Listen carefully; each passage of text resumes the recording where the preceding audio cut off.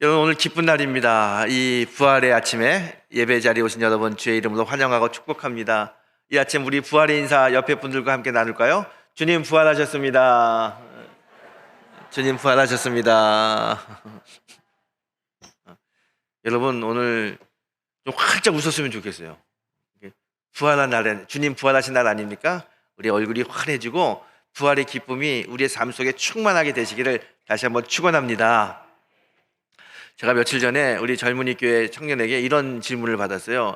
목사님, 왜 부활절에는 꼭 삶은 달걀을 나눠줍니까? 그 질문을 받았습니다.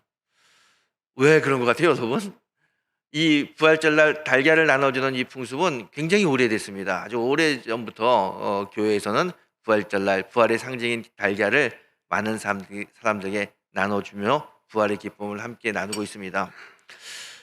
언제부터 이렇게 부활절에 달걀을 나눠줬는지 그 역사를 따져보게 되면 굉장히 오래전부터입니다. 예수님이 십자가에 못 박혀 돌아가실 때 그 십자가를 지시고 골고다 언덕을 올라가고 계셨어요. 근데 너무 지치고 힘드셔서 그 무거운 십자가를 지고 올라갈 수 없어요. 가다가 쓰러지고 가다가 넘어지고 로마 병정들이 보니까 도저히 이 십자가를 지고 골고다 언덕을 올라갈 수 없었습니다. 그 주변 두리번 거렸을 때 마침 구레네 시몬이라고 하는 사람이 있었어요. 그 시몬을 붙잡아 가지고 예수님의 십자가를 대신 지게 합니다.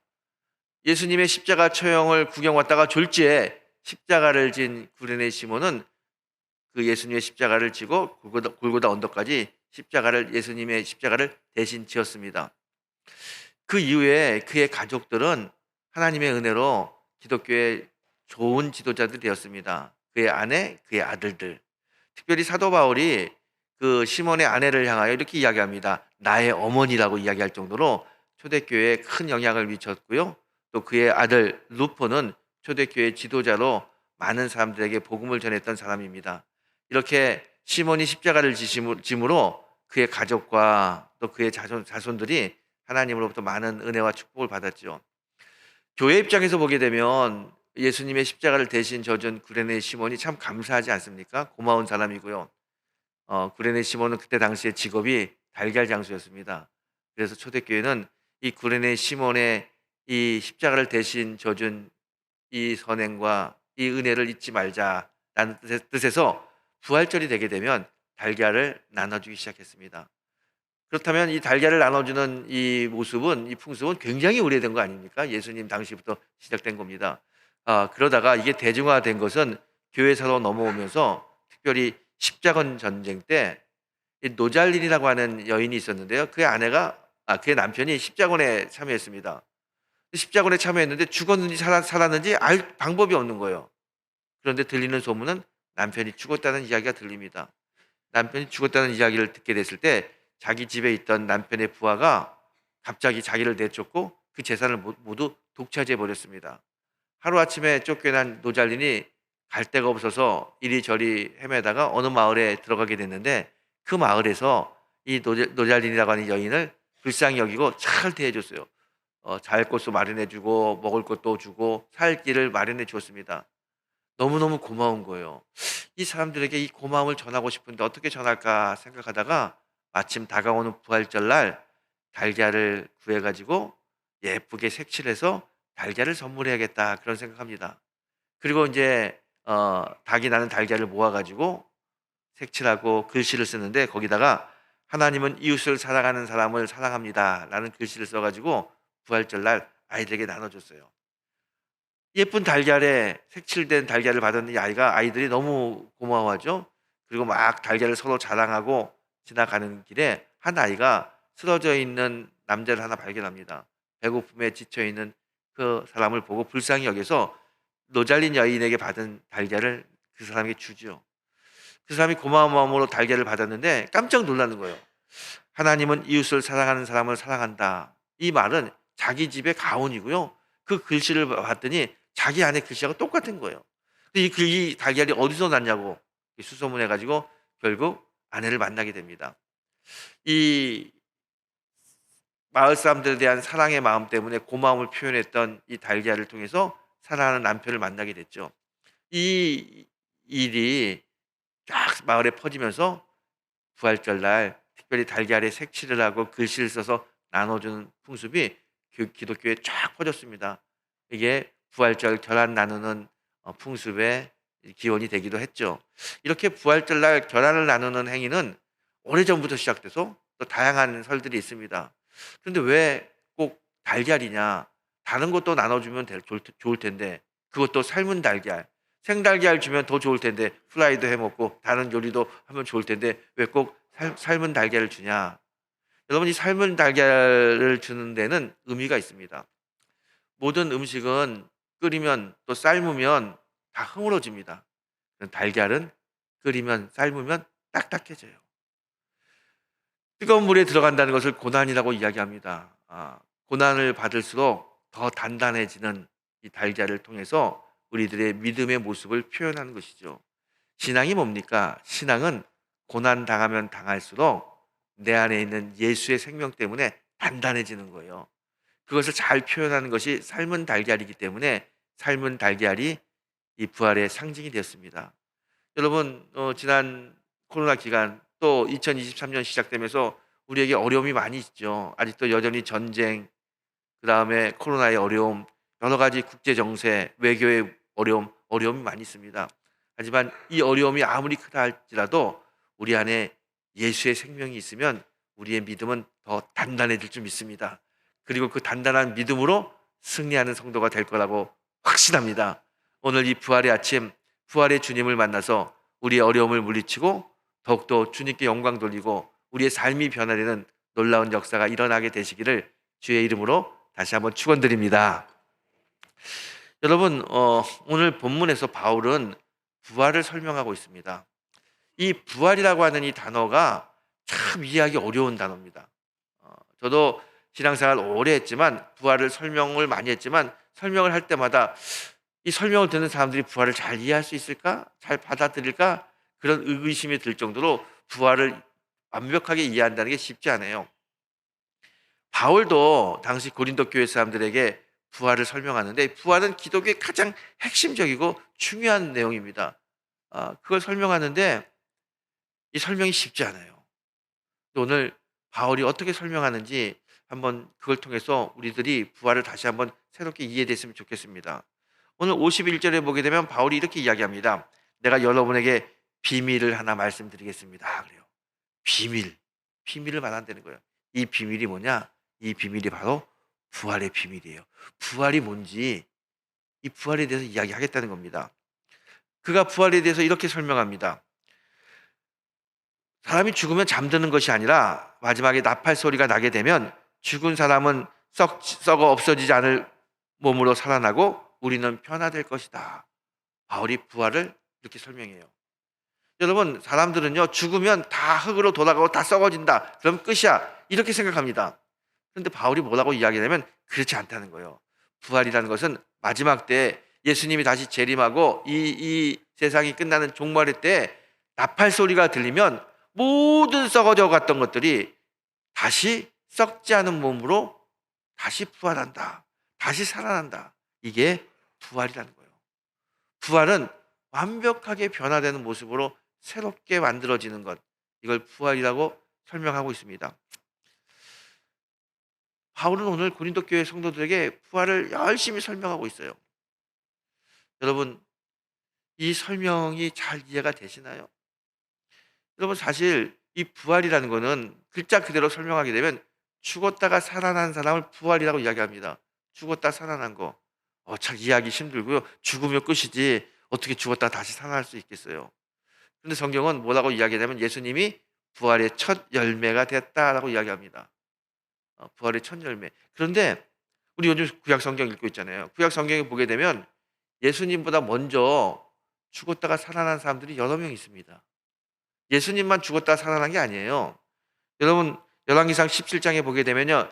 엘리야가 이 사르밧 과부의 아들을 살립니다. 엘리야가 살린 게 아니라 하나님의 은혜로 엘리야를 통해서 살아나게 되는 거죠. 마찬가지로 열왕기하 보게 되면요. 하나님이 엘리사를 통해 가지고 수렘 여인의 아들도 살립니다. 이렇게 구약에는요. 죽었다가 살아난 사람들이 여러 명 있습니다. 신약에 오게 되면 더 많죠. 예수님이요. 나인성 과부의 아들을 살리고요. 죽었던 야이로의 딸을 살리고요.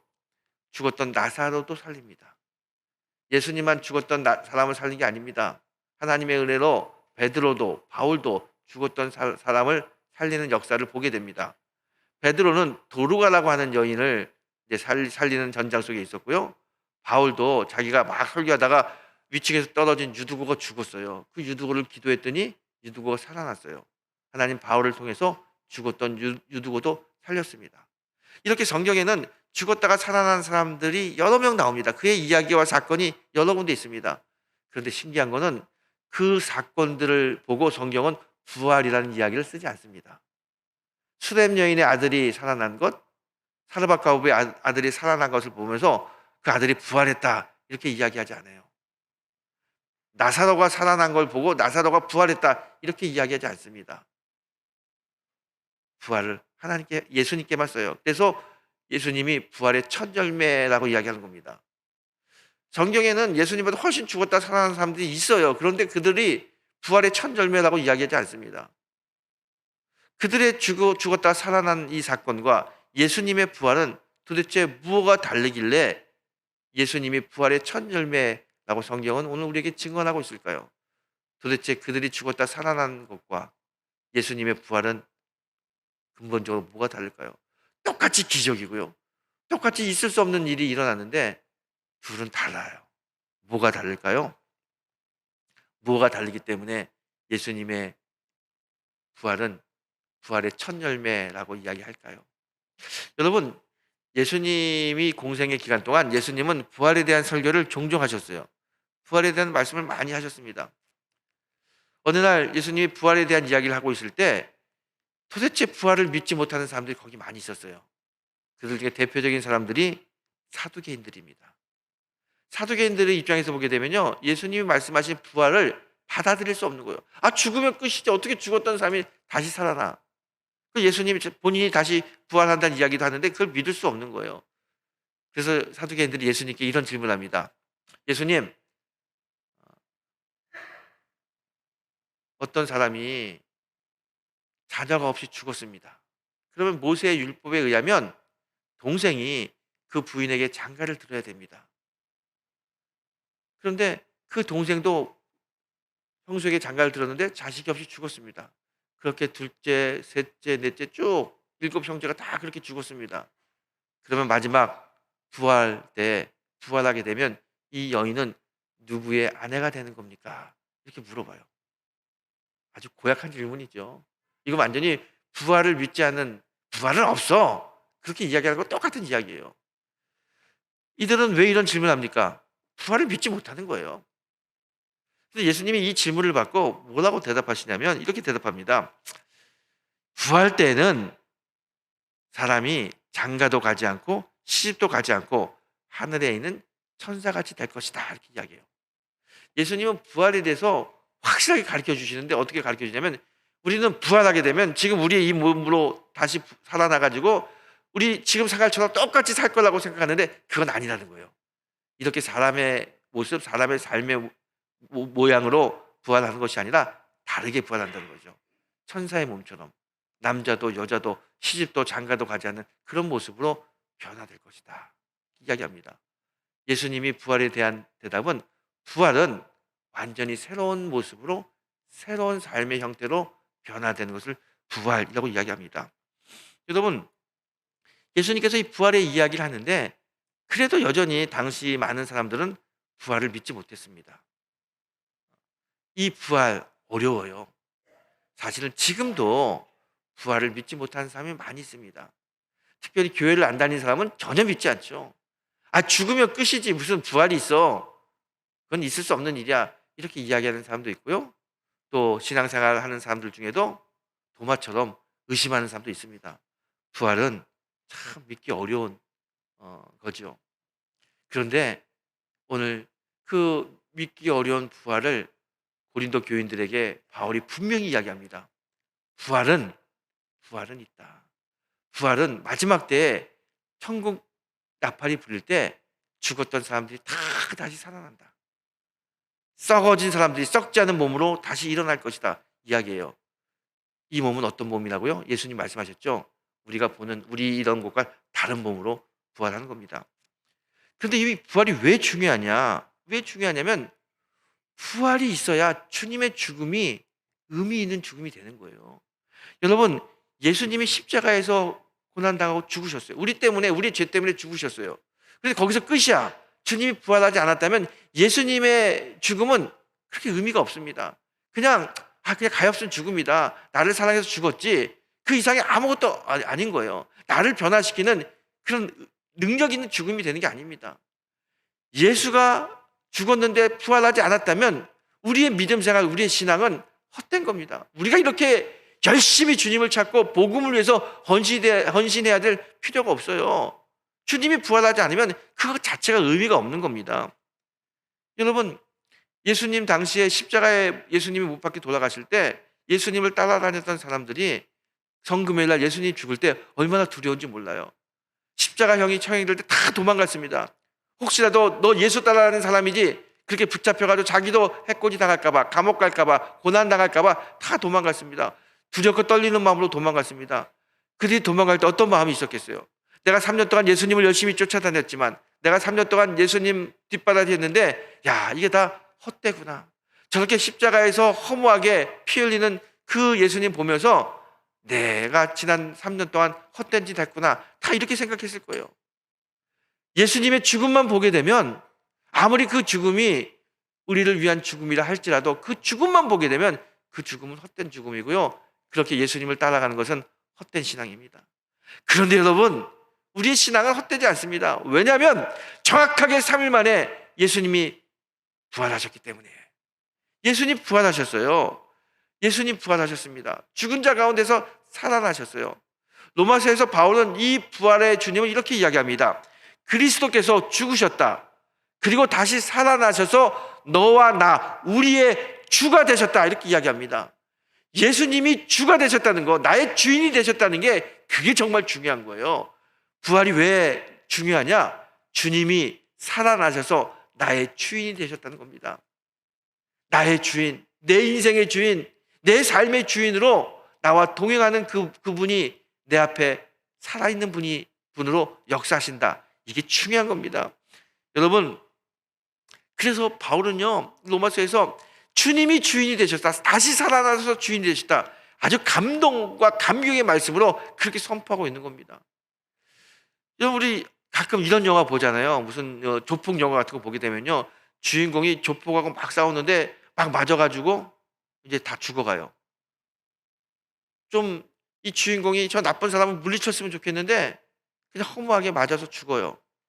그리고 이 나쁜 악당이 돌아서서 쭉 걸어갑니다. 모든 것이 다 끝났다고 생각해요.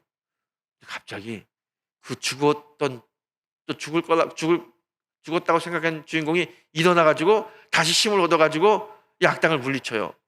그러면요, 우리 안에서 막 카타르시스가 일어나고요, 와, 신나요. 아마 그런 영화 많이 보셨을 거예요. 여러분, 이 사망의 권사가, 죄악이 예수님을 죽였어요. 십자가에 못 박혀 죽었어요. 그리고 모든 사람들 다 거기서 끝났다고 생각했습니다. 그리고 다 우리 인생이 헛된 거예요. 그런데 끝난 게 아니라 다시 사망 권세를 이기고 주님이 십자가에서 죽음을 이기고 부활해서 그 악한 세력을 다 물리치고 우리의 주인으로, 우리의 진정한 영웅으로 우리 앞에 나타나셨다는 거예요. 그래서 그 주님을 보게 되면 기뻐요. 신나요. 막 용기가 나요. 그게 부활이 주는 능력이고요, 부활이 주는 힘입니다. 그래서 부활은 승리다라고 이야기하는 겁니다. 그리스도의 승리고, 불의에 대한 의의 승리고, 사망 권세에 대한 생명의 승리가 바로 부활입니다. 예수님이 부활하셨어요. 이 말은 예수님이 승리하셨습니다. 왜 예수님이 부활하고 승리하기 중요합니까? 나의 구주가 되고 내 삶에 큰 버팀목이 되어주셨기 때문에 그게 정말 중요하다는 거예요. 여러분, 이 부활신앙은요, 부활을 믿게 되면 우리에게 어떤 변화가 일어나냐면, 이 부활을 믿게 되면 내 삶에 든든한 백그라운드가 생기는 거예요. 옛날에는요, 나 혼자 무엇을 하려면 힘이 바칠 때, 좀 모자랄 때 어려워요. 괴로워요. 그리고 그냥 나는 그렇게 못해, 이렇게 생각할 수 있지만, 이제 부활을 경험한 사람은요, 내 뒤에 예수가 있는 거예요. 전능한 죽음을 이기고 사망 권세를 이기신 하나님의 아들이 있기 때문에 야, 나는 안 되지만 내 뒤에 있는 나를 돌봐주시는 그 능력이 하나님 예수가 있기 때문에 할 수 있어. 이길 수 있어. 승리할 수 있어. 자신감이 생기고요. 용기가 생기고요. 그렇게 당당하게 살 수 있습니다. 이게 부활을 경험한 사람들이 갖는 변화된 모습이죠. 여러분, 부활을 보고요. 부활을 믿으면 사람은 변화됩니다. 마치 우리의 몸이 천사처럼 변화된 것처럼 이 땅에서 부활을 경험하고 부활을 아는 사람들은요, 우리의 삶이, 우리의 마음이 담대하게 변화됩니다. 그래서 사도 바울은 고린도 교회 부활을 경험한 사람들에게 이렇게 이야기합니다. 58절에 이렇게 이야기하죠. 그러므로 내 사랑하는 형제들아, 결실하며 흔들리지 말며 그래요. 결실하고 흔들리지 말라는 거예요. 사람이 흔들려요. 신앙인들 흔들립니다. 환경을 보게 되면요, 흔들려요. 큰 집채만한 어려움이 오게 되면요, 주눅이 들어가지고 이제 죽겠다 그러고요, 살기 싫다 그러고요, 그렇게 당당하게 살지 못합니다. 흔들립니다. 예수를 봐야 되는데 환경을 보게 되면요, 좌절하게 돼요. 이게 우리 신앙인의 모습이에요. 왜 흔들리는지 아세요? 왜 좌절하는지 아세요? 우리 안에 부활의 신앙이 약하기 때문에 그래요. 부활을 경험하지 못하고 부활의 예수를 믿지 못하기 때문에 환경을 보게 되면요, 자꾸 좌절하고 두렵고 무섭고 낙심하는 거예요. 오늘 바울이 뭐라고 이야기냐면 부활을 설명합니다. 부활은 반드시 있다. 그 부활을 설명한 다음에 이 부활을 믿는 자는 흔들리지 않는 견고한 신앙으로 하나님 앞에 설 수 있다는 거예요. 여러분, 예수님의 제자들이요, 예수님이 십자가에 못 박혀 돌아가실 때 다 도망갔어요. 그 십자가를 보고요, 죽음을 보고 두려웠어요. 환경을 보고 다 도망간 사람들입니다. 근데 그들이 부활한 예수님을 만나요. 부활한 예수님을 만난 다음에 어떻게 변화됩니까? 너무 담대하게 변화되는 거예요. 십자가가 죽음이 무서워 도망간 사람들이 당당하게 어디서든지 누구를 만나든지 예수 복음 외치면서요, 순교했습니다. 12명의 제자들이 다 순교했어요. 그들이 죽음을 두려워했던 사람들인데 죽음을 두려워하지 않습니다. 어떻게 이렇게 이들이 죽음을 두려워하지 않는 사람으로 단기간에 변화될 수 있었습니까? 다른 건 아니에요. 부활의 주님을 만났기 때문에 그래요. 부활의 주님을 만났기 때문에 그들은 지금 내 삶의 인생이 여기서 눈에 보이는 인생이 다 끝이 아니구나. 우리에게는 영원한 세상이 있고 영원히 죽지 않고 천국에서 주님과 함께한다는 그 소망과 믿음이 생기기 때문에 이 땅의 삶이 두렵지 않은 거예요. 그래서 당당하게 예수를 전할 수 있고요, 당당하게 복음 앞에서 자신의 생명도 내놓을 수 있는 그런 흔들리지 않는 신앙의 모습으로 살 수 있습니다. 왜요? 부활을 경험하고 부활의 주님을 만났기 때문에 그래요. 여러분, 이 부활은 우리를 담대하고 강하게 변화시킵니다. 그리고 부활은 오직 주님을 향하는 마음으로 우리를 이끕니다. 사도 바울 보세요. 사도 바울이 사울이었을 때 예수님을 붙잡아 죽이는 그런 해각자였습니다. 그가 그렇게 폭군이었고 해각자였는데 다메섹에 있는 예수 믿는 사람을 잡으러 가다가 부활한 주님을 만나요. 그 부활한 주님을 만났을 때 사울이 변화되죠.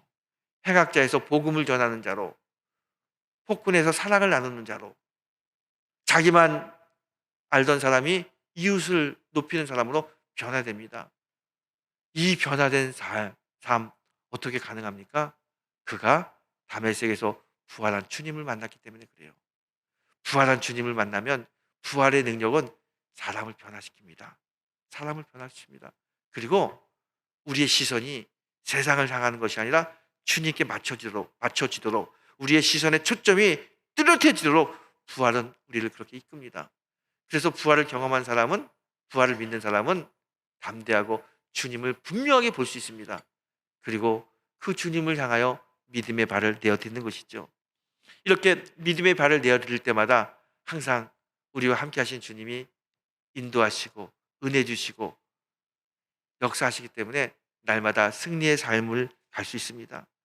여러분, 부활을 경험한다는 건 참 귀합니다. 부활을 믿는다는 건 너무너무 귀한 겁니다. 왜요? 부활은 우리를 변화시키기 때문에 그렇습니다. 여러분, 아직도 우리 안에 혹시 부활에 대한 믿음이 약하신 분이 계신가요?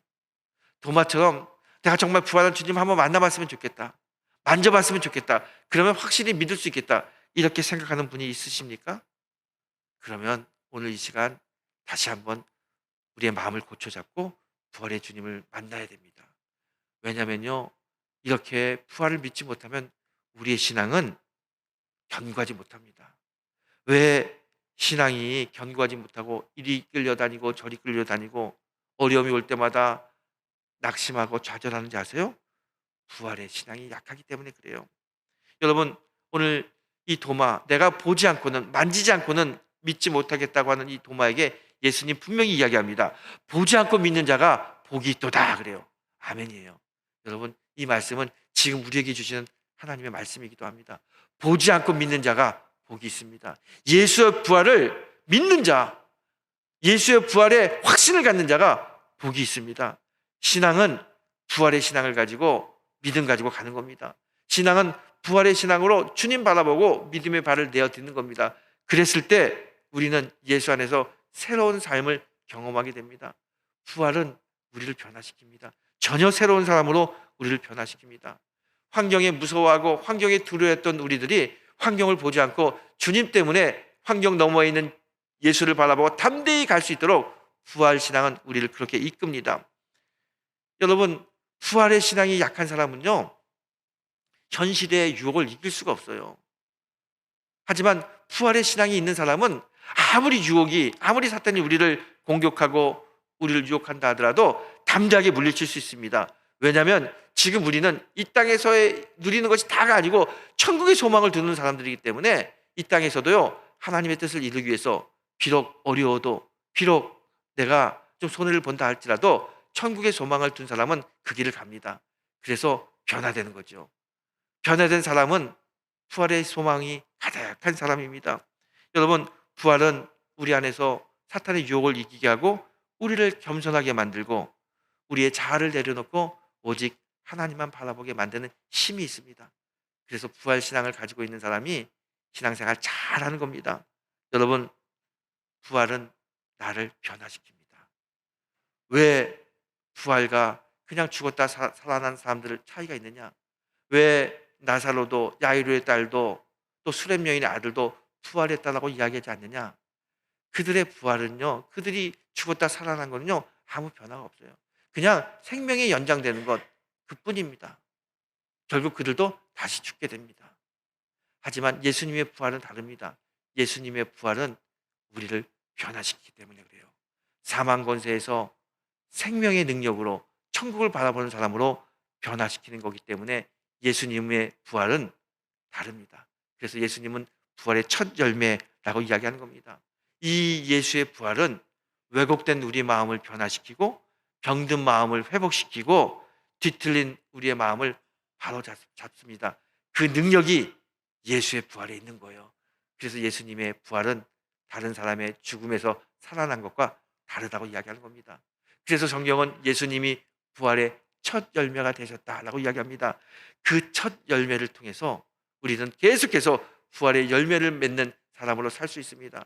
우리가 이제 예수님의 뒤를 이어서 부활의 열매를 맺는 사람으로 살아가야 됩니다. 그게 오늘 부활이 주는 큰 귀한 메시지입니다. 소망으로, 변화된 사람으로, 예수님 바라보는 사람으로, 천국 백성으로 날마다 부활의 능력을 누리는 귀하고 복된 성도가 되시기를 주의 이름으로 축원합니다.